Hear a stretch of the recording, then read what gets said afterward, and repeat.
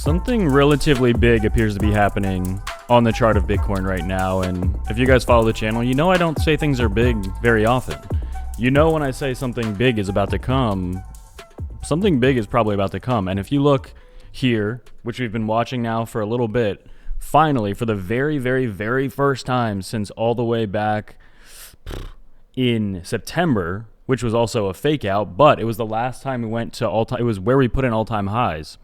Getting above the 21-day has been elusive, and we have not done it since hitting all-time highs for Bitcoin. We've gotten many rejections here, end of October, here, beginning of November, just recently, actually, very end of November, but getting above it about a week ago, coming back down to it, and at this very moment at least, holding for support, and now getting a nice little pumpy, liquidating, absolutely creaming up a decent amount of shorts. Clearly, if you're looking on here as well, the RSI and MACD both, as we've been talking about as well, curling up, right?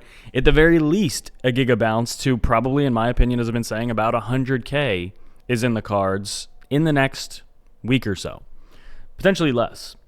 And specifically as well, the weekly for Bitcoin also looks pretty good. This is the very first time that the weekly MACD has been curving over since that run from about 75K to about 126K. Really, it set us up for a multi-week, multi-month pumpy, and we're seeing the same thing again. And we've been talking about this since we went extremely oversold in the RSI and the MACD, and here we are. So, but here's the thing though, there's a decent chance that this pump, again, whether or not it's a fake out, there's going to be fake outs, mommy makeouts even. There's going to be them. But regardless, we're setting up a lot of momentum right now for at least a pre-bust. It might not be the bust everyone's been wanting, but at the very least, a bust is coming. And it might be a pre-bust, but even pre-busts feel pretty nice.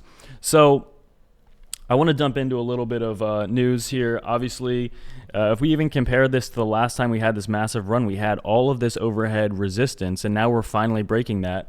Bodes well for a potential pump. Everyone is bearish on crypto. Meanwhile, Trump is setting up to get the most pro-friendly Fed chair that we've ever seen.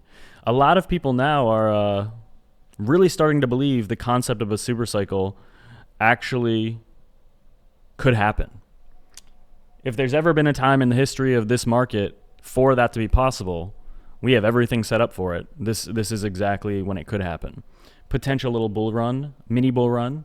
Michael Saylor as well saying that all major U.S. banks have contacted him for Bitcoin advice. Citi, JP Morgan, Wells Fargo, BNY Mellon, Charles Schwab, Bank of America.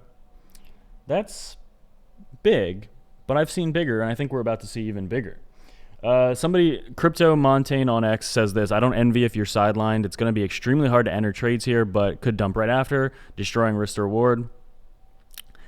Basically, the point of him saying this that I like is the waiting for a breakout confirmation or something is not usually the best strategy, specifically as we've been talking about for the last few weeks. When we saw the fear was at extreme, like the lowest on the fear and greed, it was the most fearful we've seen in years, and we see the RSI on like longer term time frames, even shorter term time frames, and MACD, all these momentum oscillators just saying like, wow, we're extremely oversold.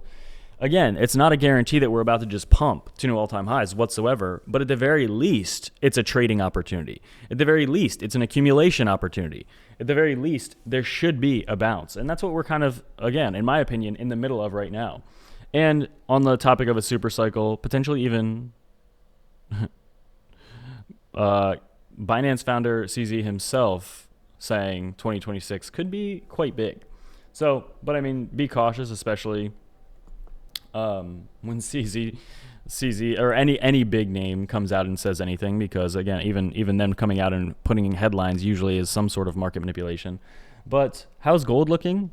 Honestly, it's kind of sitting pretty a little bit above 4,200. It doesn't look that bad. Bitcoin dominance, however, still really just trading right under 60%, which it has been pretty consistently, especially most interestingly, it was back at the beginning of October with that super scammy pump and where alts got obliterated but got rejected there. So Bitcoin dominance potentially signaling some sort of altcoin resurgence.